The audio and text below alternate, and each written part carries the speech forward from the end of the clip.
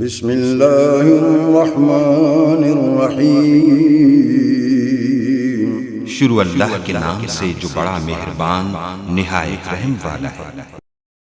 وَإِذْ وَاعَدْنَا مُوسَىٰ 40 لَيْلَةً ثُمَّ اتَّخَذْتُمُ الْعِجْلَ مِن بَعْدِهِ وَأَنتُمْ ظَالِمُونَ۔ اور ہم نے حضرت موسیٰ علیہ السلام سے 40 راتوں کا وعدہ کیا، پھر تم نے اس کے بعد بچڑا پوجنا شروع کر دیا اور ظالم بن گئے۔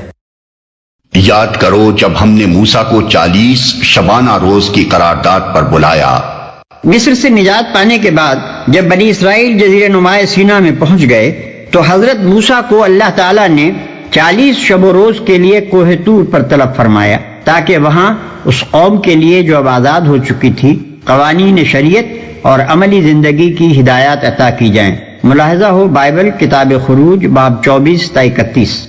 تو اس کے پیچھے تم بچڑے کو اپنا معبود بنا بیٹھے۔